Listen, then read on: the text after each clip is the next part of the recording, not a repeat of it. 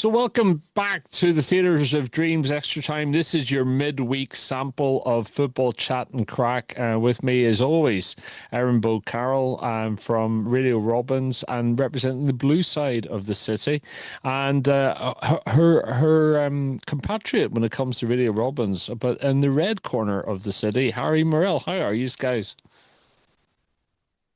Yeah, not Yeah, I'm not doing. bad. I mean, no, go on, you go. Well, I was going to say it's not quite a boxing match. Well, I suppose we've been dealing certain blows against one another. Well, if you look at the scoreline at City versus Fulham, I think they've got a few more sucker punches in there. But 3 points for United on the weekend. I'm doing quite well. Plus, Alti goals galore as well. Game of the weekend. Do you know what? Everything's coming up rosy. Since I started opening that advent calendar, it's just been treats galore, that's for sure. Baron, do you think his advent calendar has got the squad all the way through to 24 and he's got a different shaped chocolate for every week, every day? I think we need that. I mean, if that's the way it's going to be, and we're just going to keep picking up points and keep scoring goals like we did, then I think we might need it. And could we? Yeah. Is it hypothetically possible to keep an advent calendar permanently? Could we just have one for every match week, and then we might start doing all Well, right? well, Yeah. without being bitter, I think City have enough players actually across all the leagues that you probably could go 365, couldn't you? You know? Probably, Yeah, well, there you probably. go. We probably have enough cast-offs at United that we could do as well. We could have a Well, cast-off United. I tell you what about the cast-offs. Obviously, the big one you build up to is number 24. It's always a big window. If it's going to happen, Manchester United, I think, can do with certain players. That's got to be reserved for the greatest player we have on the pitch at the moment, slabhead Harry Maguire, because he needs that bigger window to get his head in. So I'm looking forward to Christmas Eve when I can open that one. Are you saying slabheads like the baby Jesus? Well, he does perform miracles, that's for sure, in a United shirt. Well, I tell you what, there was a bit of a miracle a goal at the weekend from Xerxes as well, but Oh, we'll come on to that later on. I gotta say, he's looking like one of the wise men all of a sudden. Right, enough of this nativity banter. Somebody's very tired. Bo Carroll, what are you doing? You're yawning. You're not getting enough sleep these days. No, I had a 2 hour driving lesson. Then I was out just before, so no, and I was out the night before as well, watching a bit of football. I hope it wasn't like an all-nighter out before, and then you went Oh God, driving. no. Okay, okay. No, no, no, no, no. Of All right. course not.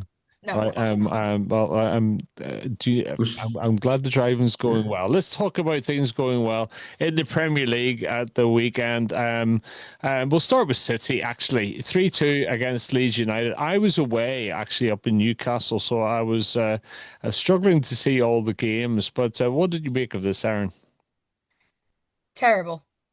Just absolutely terrible. I mean, we played all right in the first half because obviously it was 3 p.m. kickoff, wasn't it? So you don't actually get to see it unless you're there. So I watched the highlights on Match of the Day. First half, it didn't actually look that bad.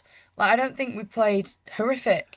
But then I don't know what it is with us in the second half, and we saw it last night. They just want to give us a heart attack. I mean, the first one, yeah, probably avoidable. The second one for Leeds, definitely avoidable. What an absolutely stupid challenge that is to make. I don't know why you would ever think. I think I was more shocked that they tried to protest that it wasn't a penalty. And when you look at it, you're like, you've just wiped him out. It's never going to get given. But as we know, Phil Foden, speaking of pre-Christmas miracles, I think his goal, how he managed to squeeze it in from that sort of angle after what he did, was pretty impressive. And I think City were very lucky to escape with 3 points there. That could have easily have gone Leeds' way. Oh, it definitely could have. I was listening to it on the commentary because, as you say, it was the 3 p.m. thing. And well, when the scoreline was what it was at half time, we thought, oh, this is going to be possibly the end of Farker because he's had a lot of pressure on him. And then you hear the penalty, then you think, oh, Leeds could go and do something wonderful here. Great scoreline, 3-2, and it's the only time I ever want Leeds United to win a game of football. But yeah, I was just mentioning there about Daniel Farker. He's been under a lot of pressure. But I tell you what, that is a way to save your job and to save your reputation. Because first half, I completely agree with you, Erin. It was like Manchester City were doing Manchester City things. You thought when the first goal went in the first 2 minutes on the Radio Manchester commentary, someone said this could be a cricket scoreline, and we all thought it could be. Phil Foden bagging one really early. We know how bad Leeds have been as of yet. But then at the end, they proved everybody wrong. They made those changes of James and Nonto and put on Calvert-Lewin and Bajol as well, made all the difference. And To be honest, I'm gutted the fact they didn't get anything from that game because I would have loved to have rubbed it in your face on the podcast. But look, hey, it's well, City doing City things, last minute limbs. Well, Foden scoring in the first minute and the 91st minute. He's certainly doing wonders in the City squad, and hopefully he'll be doing wonders in the England squad as well come the summer. I saw somebody linked with the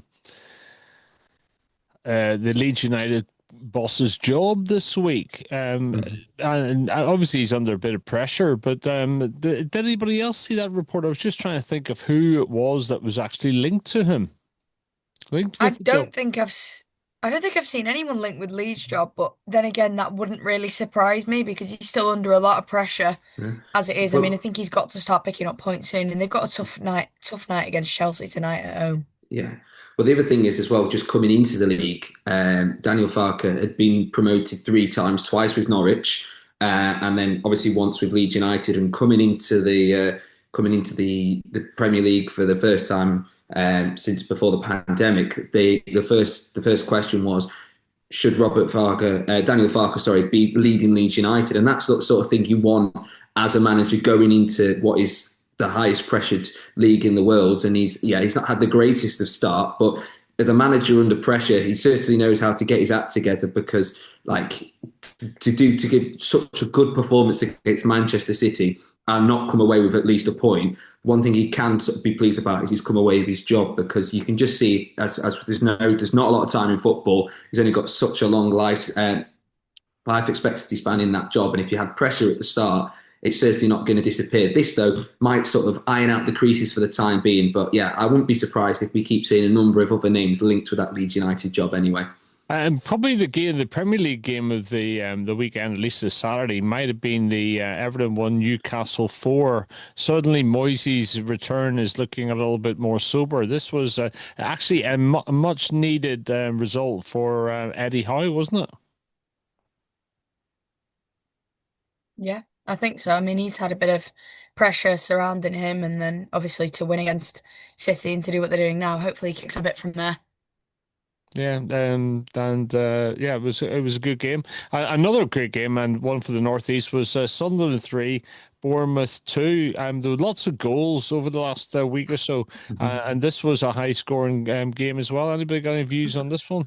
Yeah, it was sort of like I was going to say the crescendo of the comeback weekend because again Bournemouth at the start of the season we were lording over of how well I certainly was anyway how well they've been doing under Iraola. I believe they were second, wavering between second and fourth for a long period of time, and then they've really hit into some poor form at the moment. And Sunderland showing how good they are at home and how much of a difficult place the Stadium of Light is to go. Great result for them. Bournemouth, they'll be disappointed not only with that result, but then also last night, we were recording this on a Wednesday night, Tuesday, another 1-0 goal, 1-0 loss against Everton at home. They're just slipping down the table and they've got some brilliant players in there.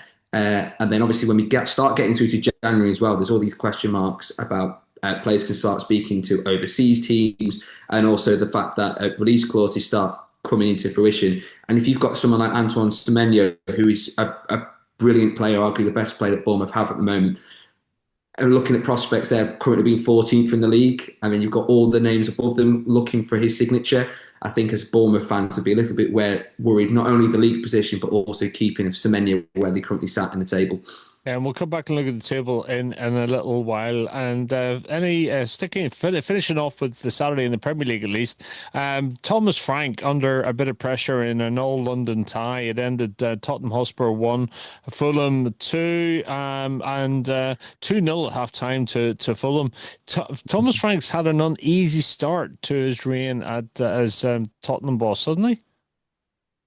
Yeah, I would say that he has. I mean, he started the season very, very well and really positively. I mean, when they came to the Etihad, they absolutely trounced us at home. I remember that because I was there, and they looked like a super team, and it's like, wow, maybe Spurs are going to go on to do something good. But then, in typical Spurs fashion, everything Spursy. seems to very Spursy. Everything just seems to have gone wrong for them, and they just keep slipping down and down and down. But then again, Fulham have had a bit of pressure on them this season. Anyway, they've not had probably as good a season as they've hoping for. I mean, there's a bit of turmoil with the manager there, isn't there? Whether he's going to sign a new deal, whether he's going to leave at the end of the season, no one actually quite knows. But Uh, they had a good performance. I would say Mhm. Marco Silva would be somebody that a lot of Premiership clubs, even Mhm. maybe European clubs, will be looking at because he's done well, probably with well, I don't know what his budget's like, but I was just saying that Tottenham's Jacqueline Hyde form continues. Tottenham, though, that is very Spursy, isn't it? You know, this Jacqueline Hyde thing, and so Thomas Frank definitely seems to have got off, and there were boos at half time and Mhm. boos at full time for him.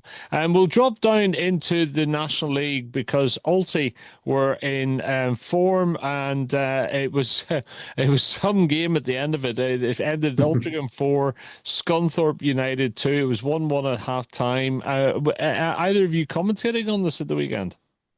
I was on stadium announcements for this one, so Mm, bit of a different role. on the But tannoy. I was. The first goal we conceded, believe it or not, was a bicycle kick. We conceded a bicycle kick within the first, I think it's like 20 minutes. I want to say 20 minutes or so. Yeah, about 20 minutes in, and we're like, okay, brilliant. We're 1-0 down already. Crawford got us back into it he seems to be so good off set pieces at the moment. I don't know what's been said to them since Neil Gibson's come in, obviously on a permanent basis with the set pieces. We seem to have revolutionised ourselves with those because we never score from corners. It's strange. And then a bit of a poor defending for the second one. Arguably could have done better for Scunthorpe second, but it took so long for us to get back into it. So Scunthorpe scored their goal at the hour mark. Altrincham were 2-1 down up until 89 minutes. Kozolo appears at the back post, slots it home for the equaliser. I've got to say that was just one of many incredible knee slides that afternoon because the downpour was torrential and the pitch was in perfect condition for a celebration like that. Yeah, he got the equaliser, really nice finish. And then there was 7 minutes of additional time to play at the end of that, following numerous little injury substitutions, bit of time wasting here and there. And I think I said to Ian, who I was sat in the talent box with, I said, "There's another goal in this somewhere, and I think we'll nick it." And Crankshaw came on, and he, I don't think it was definitely across this first one. I don't know whether you've seen the highlights, Harry, but where he hits it from, he's not shooting from there. It flies in over the keeper's head, and I genuinely don't think I have heard Moss Lane that loud for years. No, it was. It exploded. Oh yeah, it certainly exploded. Whether it's a cross or a shot, I think he'll say if he Take it. meant it. He'll take it exactly. I think you certainly had a difficult job after the 89th minute because it was goal after goal after goal in quick Yeah. succession. But yeah, brilliant performance, especially if you look at the fact that Scunthorpe was sixth in the league. First game with Neil in charge, and he's doing brilliantly well. He's won three out of his last three games with 3 points off the top 10. If I'm honest, I can't believe I'm saying this, even though because a couple of weeks ago we were hovering above the relegation zone. Now we're just hovering outside of the top 10. So yeah, brilliant result. Great to see such tremendous need slides and also deserving for some brilliant goals. We've also got Aldershot Town next, which you would sort of believe. Well, Mm, if we look at if league tables anything to go off, which 23rd in the league, they haven't won in the last 5 games. You'd hoping they'd be getting 3 points there. So as we've said, the National League it is such Jekyll and Hyde league. You can up and down all the time. And at the moment, Altrincham really seem to be on the up, and hopefully you can continue this, especially on the run up to Christmas. Because yeah, as I said, breathing down top 10, brilliant goals, brilliant atmosphere. Just want some yes, more of that action, that's for Yeah. sure. It definitely was the late, absolutely. late goal show, wasn't it? With Costello in Mm. 88, Crankshaw then on 1 minute, and then 5 minutes into add time added on. And a good range of assists as well, right across the team. So, real team performance, do you reckon, Aaron? Yeah, definitely. And I think the way that things have looked for us over the last few weeks, I think that's what was needed. I mean, obviously we looked a bit disjointed at the start of the season and everyone's playing for each other. And I think Crankshaw deserved what he got out of that. He got a lot of praise for that. He deserves it. He's had a horrid time Mhm. with injuries over the last few years. Came in 2023, hasn't played much for the last 2 years after suffering an ACL injury 2 games in to the season when he joined. I think he deserves that. And everyone seems to just play for each other. I mean, and just the reaction of the goal. I don't know whether you've seen this, Harry, but Neil Gibson actually got booked during the celebrations of the third one because obviously it went in so late. Everyone thought, it's the winner. So all the subs piled off the bench, running on like absolute mad. Honestly, you'd have thought we'd have won the league or something with the noise and the celebrations. And then Gibbo just absolutely started celebrating. I'm pretty sure he ran on the pitch to celebrate with his players. I mean, that's what you want out of your manager, and I think that shows just how far we've come recently. Yeah, I also think it shows it's a great managerial appointment as well because Yeah. you love a manager who loves the club as much as all the fans do. And hey, it's a yellow card. It's something to tell, a story to tell, and obviously a fine to pay as well. But look, he's not going to care. The fans aren't going to care. I'm just glad he didn't do the same for the fourth goal because I wouldn't want him missing for the Aldershot game anyway. No. Well, that leaves Altrincham definitely not. 14th in the table, play 21, won 8, drawn 2, lost 11, 26 points, and it's there's only 9 points up to 7th place. I mean, it's like the Premier League, isn't it? It's tight as anything. And in the relegation zone, it's Gateshead on 19, and then Morecambe on 17, Aldershot Town on 13, and Truro City on 12. And out of that lot, only Morecambe have won one of their own games out of the last 6. So there's real relegation form amongst the bottom 4 there. But Alti have won 4 out of the last 6, drawn 1 and lost 1. So it's definitely been a good period for them. Right, let's go to midweek football. Well, can we just say, by the way, Rod, I don't know if it's because it's a shock, but one thing we've completely not talked about so far is Manchester United versus Crystal Palace. Win in the capital on Sunday at 12 o'clock. I know it's been a shock to the system. I think like it might have felt like a dream or delusions of grandeur or what, but 2-1 at a suffering Crystal Palace at the moment. Joshua Xerxes showing what happens when you've got a few minutes in your system. You can actually play some decent football, bagged a brilliant goal as well. And Crystal Palace showing us how not to prepare for a free kick and how not to have a wall in front of the goal. But look, 2-1, I'm absolutely ecstatic. Do you know, I thought we had spoken about this in my head. I've spoken about this game many times. I was driving up from Newcastle to stay somewhere for the weekend and trying desperately to be able to. I stopped off in more shops so I could watch it on my phone and send my wife into the shop on her own. I was looking at scoreline thinking, good, we're 1-0 down half time. And then that Xerxes goal. My goodness. I mean, you couldn't have squeezed it into a tighter space, could you? No, I was very, very shocked when it hit the back of the net because I don't ever really pay attention to XG, but they said the XG on that shot was 0.3. So he's done brilliantly well there.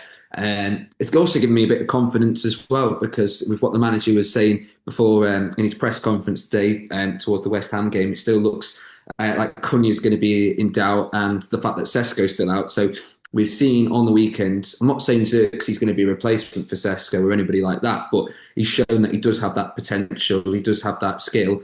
And I think it's also a bit of a learning curve as well for the managers. It's not the best idea to just throw a player on when they haven't played any minutes at all. The difference between him at the Everton game compared to the game at Crystal Palace was night and day. And what a way to break. I think it was nearly a whole year without a goal in the league.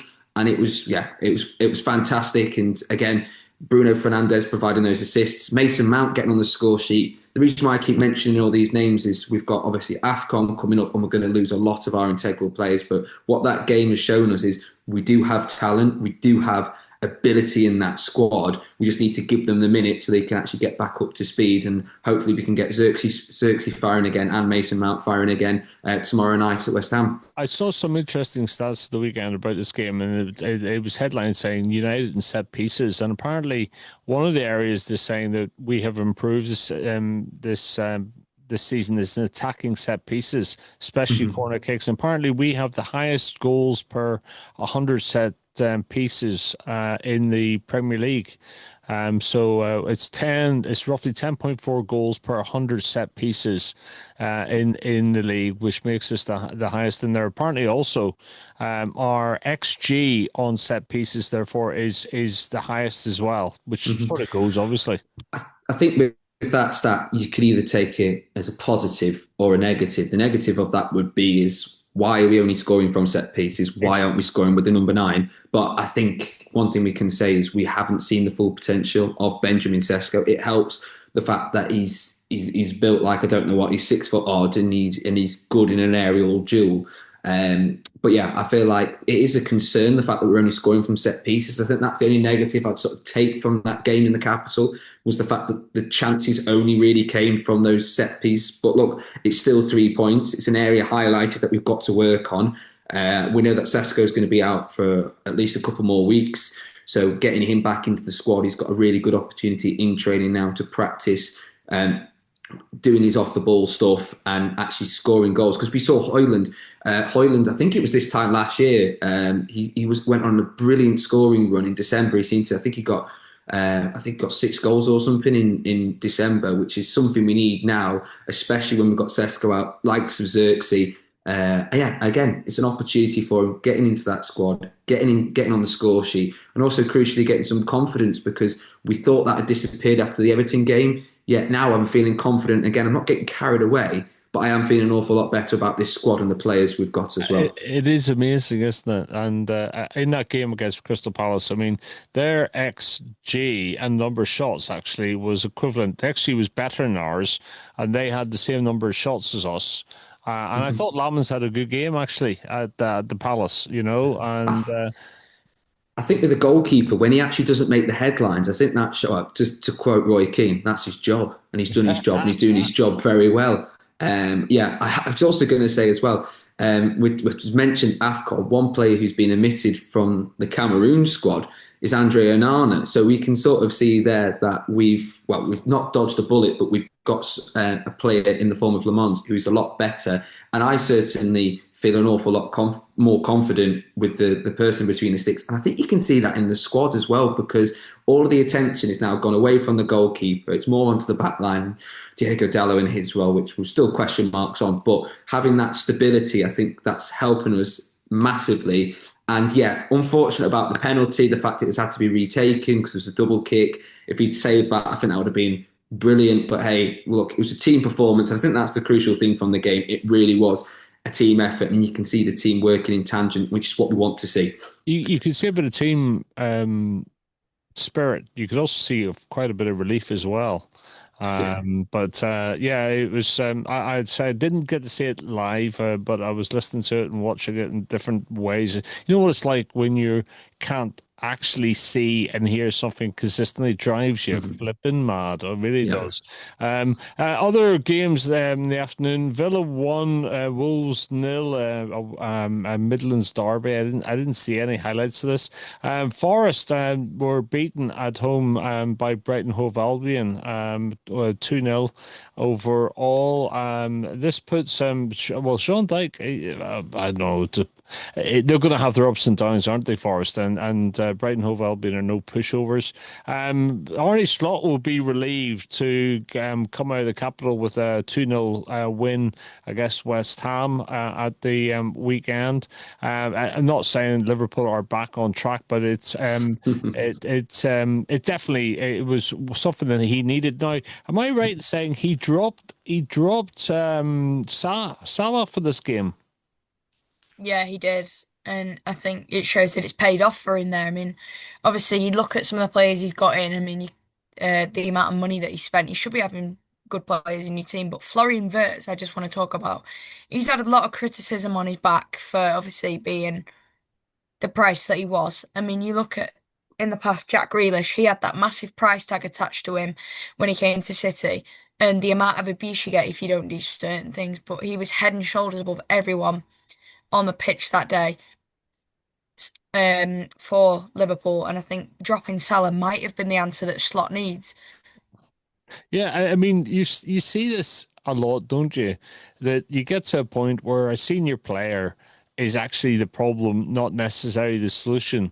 You got to be Yeah. brave and know that you've got somebody else who's going to come in and pick up for you. Slot had to do something, didn't he? He did have to do something, but I don't think. I know Mohamed Salah is, well, he's a Liverpool legend and he's been integral to that squad. But I think Slot's got himself in a very, he's in a very fortunate position because yes, you're dropping a brilliant talent in Mo Salah, but you look to that bench and as Erin said, there's talent galore on there. Yeah. I think it's a move which a lot of with these moves when you decide to drop big players with big names, if they come off, that you're lauded as being that's a great managerial decision. That's why we brought him in. If it gets it wrong, then question marks do start to be raised.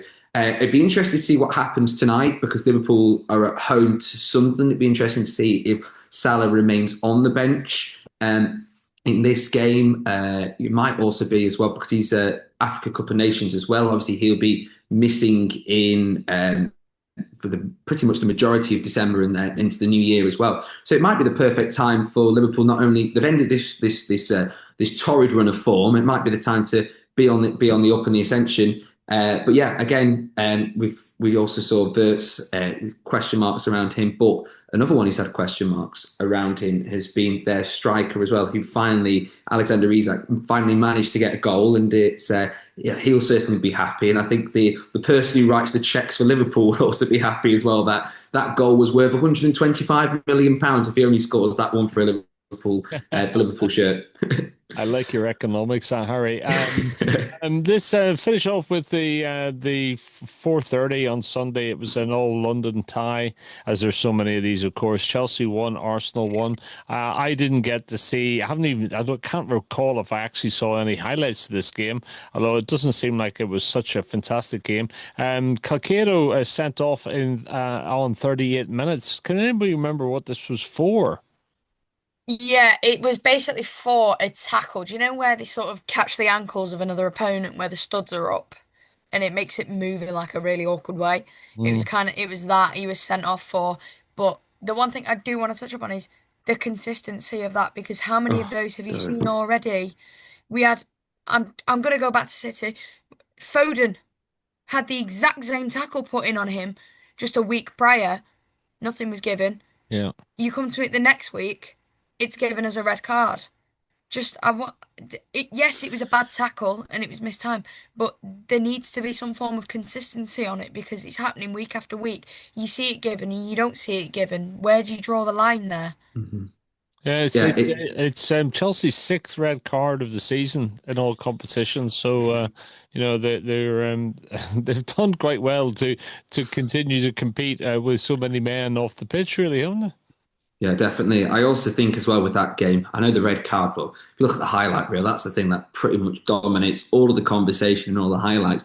But really, I think that's sort of a missed opportunity for Arsenal there to extend their lead. It's like, well, if you look at United and Everton, we had a man advantage, we didn't utilise it. Arteta had a man advantage and didn't utilise it. I think Chelsea have done very well there because we know how good Arsenal have been this season. You would have thought with a man advantage it would have been a riot, really. But yeah, quite a dull affair, really. I think what Erin said, and it's what a lot of people have said, the fact that the question mark about the consistency, the fact that that's almost the biggest talking point from that game, sort of sums that 90 minutes up in quite a good way. I think it was not full of excitement or too much in form of highlights. But hey ho, it's sort of perfect result for City because both teams aren't flying up the table, and also sort of a good result for United because I'm not saying we're amongst it and it's Project 21, but we're sniffing around those European places, that's for sure.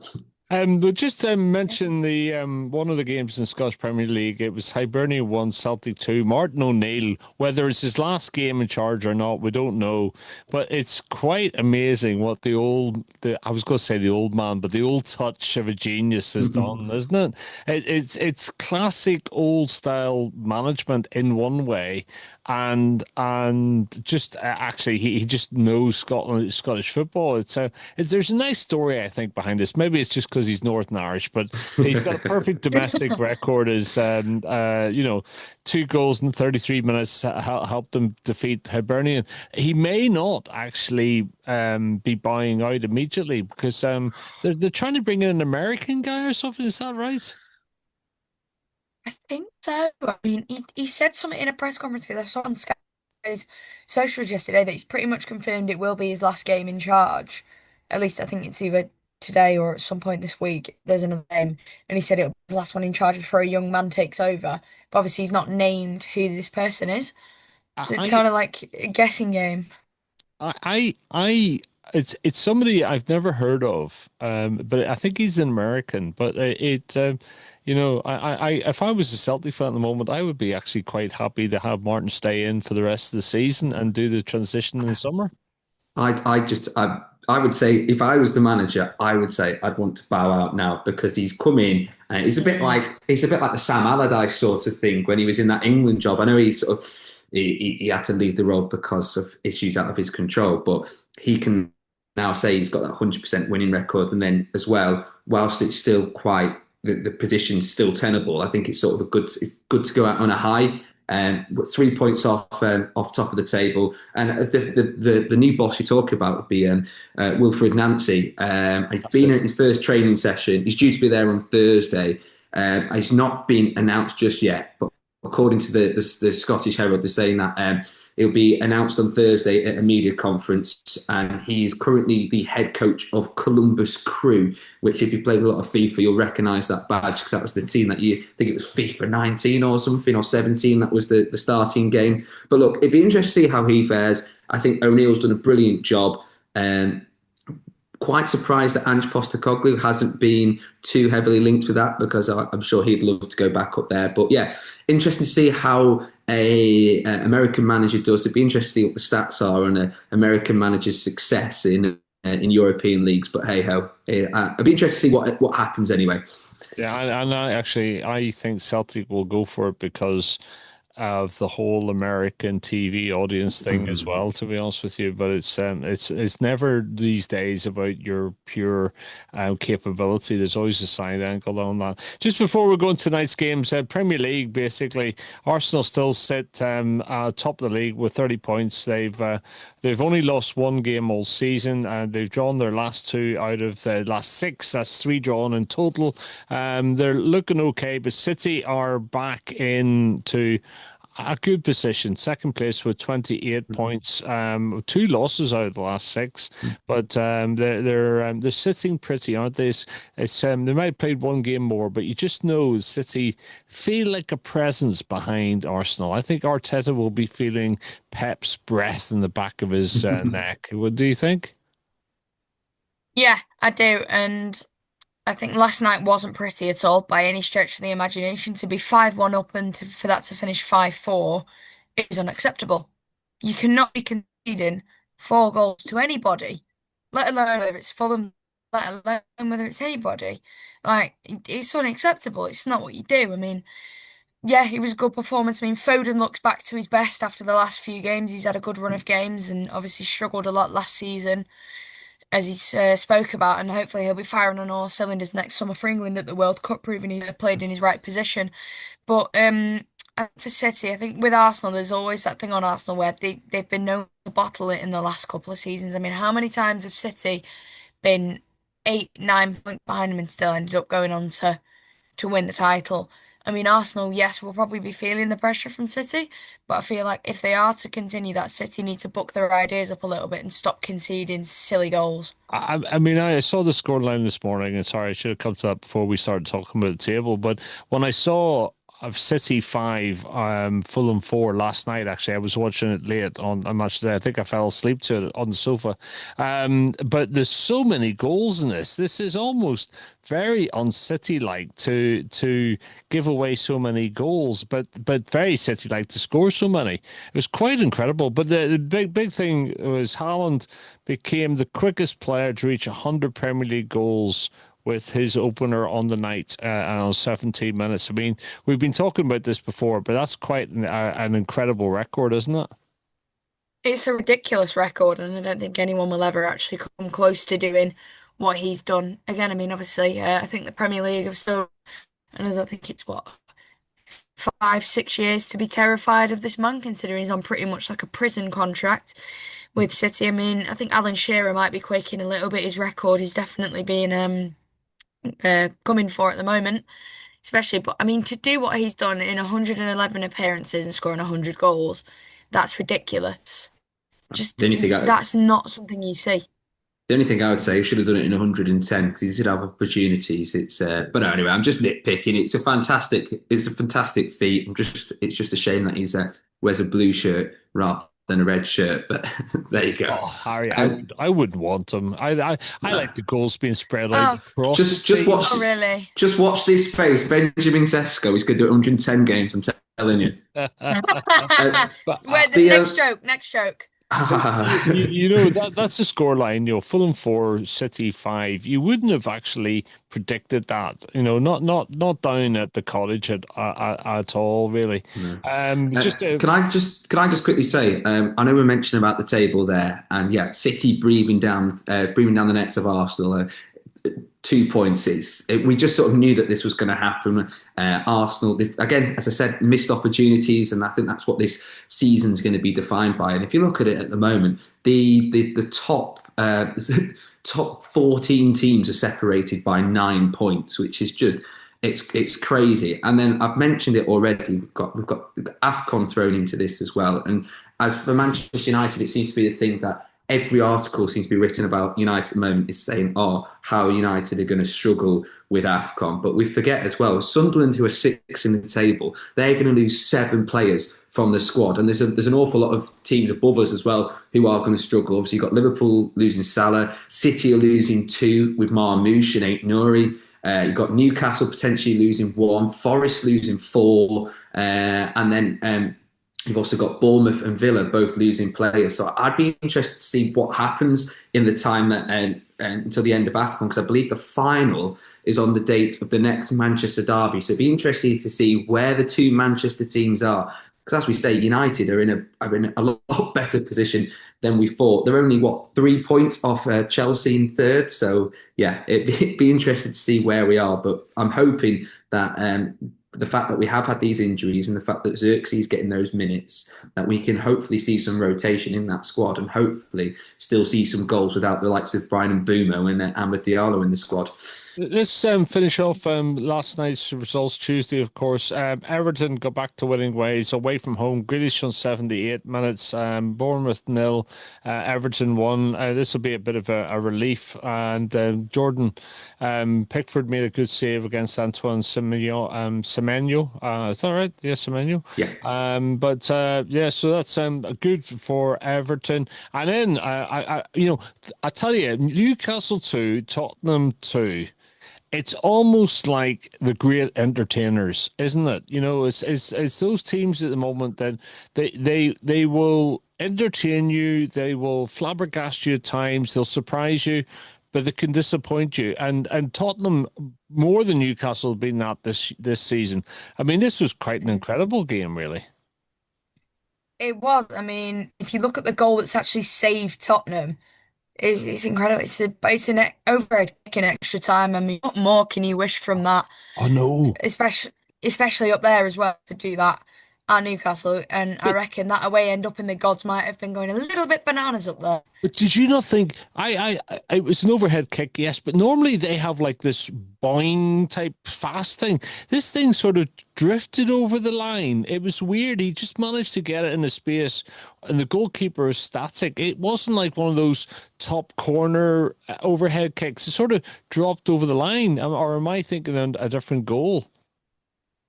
I don't know. I didn't actually see it, so I can't really like make a judgment on it. But I just heard it was an overhead kick, and I mean, I think if you're a fan who's travelled up for that all the way up to Newcastle, Oh, you sat up amongst the clouds pretty much. I yeah. reckon you'd have had something to celebrate about. Oh yeah, and Mhm. especially 5 minutes at time added on or time extra time, whatever we call it these days. The captain, he is the captain, isn't it? Romero. He got a brace 78 and 90 Yeah, plus five. It was 0-0 at half time, and Bruno Guimaraes. He's not the is he the Newcastle captain? No, I think I'm wrong on that. I think I'm wrong on that. No, don't it's know. Burns is the Newcastle captain, but there you go. That is a classic game. But there are two teams that often give you lots of goals and lots of entertainment. Tonight in the Premier League, this see what he's playing. Arsenal play Brentford, another London derby. It's North versus South, I think, in that one. Mhm. I would imagine. I'm thinking that's an Arsenal win today, guys. Anybody disagree? I want Brentford to win. I I really want want Brentford to Brentford win to as do us well. a Yeah. I favour. think we all want Brentford to win. Yeah. And Brentford are managed by, just remind me. Oh, I don't actually know what his name is because he It's- only came in the summer, didn't he? Oh, he did. Yes. Okay. Right. He I said he was saw their it's. set piece coach originally, like never managed a football Oh, team. I'm just glad it's not just me. Brighton Hove Albion Villa is the 7:30. Burnley versus Crystal Palace is 7:30. Burnley versus Crystal Palace. There's an interesting game. It'll either be a complete yawn fest, or it could be if it could just kick off with the pressure of where they are, if you like. I'd, I'd probably say with that, I think Burnley could probably get the 3 points there. Obviously at home at Yeah. Turf Moor. Crystal Palace haven't really had the best form, and also there seems to be some tension between the manager Oliver Glasner and the board at Crystal Palace. So be interested to see what happens there. But yeah, it's as you say, Rod. It's either going to be a snooze fest or it's going to be one of those highlights of the midweek fixtures anyway this time round. So I'm hoping it's the latter. You have lots of London derbies. You have lots of Midland derbies. Wolves versus Forest tonight. Sean Dyke will be very animated. It's 20th versus 16th in the table. It's very tight for both Is this teams. is that with that game there? Is that Rob Edwards' first game at Molineux? Oh, Uh, maybe it because is. Yes. that'd be an interesting one to see what happens. And it's been obviously very very closely linked with Wolverhampton for a number of years. But I think that would be one of those games where because Wolves are sat currently rock bottom with only 2 points to get your first win against your Midlands rival. I think every Wolves fan will be hoping there'll be a miracle at Molineux tonight. But yeah, I think that could be another one of those games as well, which certainly catch my eye, if not the last two as well, with Leeds United, Chelsea, and Liverpool, Sunderland as well. Yeah, great games tonight. Leeds United, Chelsea is a great game, and then Liverpool, Sunderland. Sunderland are, they're bucking the form, if you like, and this could be an interesting game at 8:15 tonight. Oh, definitely. At Anfield, I think if we're ever gonna hear any boos at Anfield, I think it would be this game midweek. Doing a pub quiz in Liverpool tonight, and the landlady of the pub that I work at, she's actually sold a ticket for today's game. She's had a season ticket for a number of decades now, and she said, "Oh, the reason why I've sold the ticket is because of your quiz." And I was like, "No, it's not. It's because of how poor Liverpool are doing." And she gave her that look. Either I'm going to get barred or I've hit the nail right on the head. So we'd be interested to see what reception I receive at the quiz tonight, but also be interested to see what reception Slot receives at full time as well. Right. Anything else before we round up, guys? Yeah, I've got one thing to say, and this might be an interesting one for you, Harry, because I know you love a football stat. So obviously, with the 5-4 game with City and Fulham, had that have ended at 5-all, which it probably could have done, that Mhm. would have been the first 5-all draw since May 2013 in the Premier League between West Brom and Manchester United. What Was that what was year that was Sir that? Alex's last game? I don't know. I think it I just was. I, I think it was. I Yeah, just because remember reading it. I think it was. yeah, it was his last game Yeah, because it I remember was. it being It yeah. was his final game. Do you know what? That might be going on the quiz tonight. Let me just write that down and get that get that on. But the last thing I just want to say about is United versus West Ham United under the lights at Old Trafford. As I've said before, I'm always an optimist with Manchester United, and I feel like we can really get a good result here. But if I'm honest, what I'm more bothered about, rather than the number of points we pick up, is A, getting goals for Xerxes, getting goals for Mount, and also getting some confidence. And I think you'll agree, Rod. I think that's something that this squad desperately needs around this current time because yeah, every time we lose a game of football, it's said on Manchester United we haven't improved. This, that, and the other. If you look at the table compared to this time last year, I would certainly say we've improved as well. And I feel like because it's what West Ham, Wolves, and Bournemouth. If we're not getting at least 6 points from those games, I'll be very, very surprised. So I'm hoping we can pick at least three up today. Well, on Thursday night at 8 o'clock anyway. Well, you know, Harry, I'm ashamed to say I actually sold my ticket for this because I'm going out carol singing tomorrow night, and so I'm Fair doing enough. that instead. I'm hoping you're singing about Georgie Best or singing about United Road at this choral thing you're at. I might be singing one more time. What's it? Who's it by? Who's it by? Punk, Punk. Daft Punk, yeah. Because apparently there's a new chant. One more time, something about Joshua Joshua Circle. Xerxes, yeah, yeah. Don't worry, I'm not gonna be singing it on the podcast. I don't want to have anyone's ears bleeding midweek. And No, then thank this, you. just we've got to go really, but finish off this weekend's fixtures should be interesting. Just City, Sunderland at home on Saturday, and United play on Monday night away to Wolves. It could be interesting to see what we get up to at the Yeah. weekend. Knowing our luck, Rod, that'll be the game when Rob Edwards wins his first game in charge. Because this is what happens whenever there's a new manager. It's always United they win the first game against. I'm just hoping it's not the case this time. Do you know what? It's a little bit about that game's a little bit of like the star musicians versus each other. Because do you know who's one of the big famous Wolverhampton Wanderers singers? Yes, I do. It's Robert Plant, and he's the honorary chair of Wolverhampton Wanderers. I like your music knowledge, sir. Well done. Yeah, I respect it. a wonderful band. And for anybody who's never seen the movie, oh goodness, it's a 1974 movie, live from Madison Square Gardens. The song Mhm. remains the same. Wonderful movie. My first ever video ever in about Really? 1978. Anyway, that's Wow. it. Well, look, there's so much that we haven't covered. Billy Bond died, of course, the West Mhm. Ham legend. R.I.P. to Billy Bond. There's also was a Ajax firework display that stopped the game. Did anybody see this? Mm, I I did. I did. think that's. I It's think mental.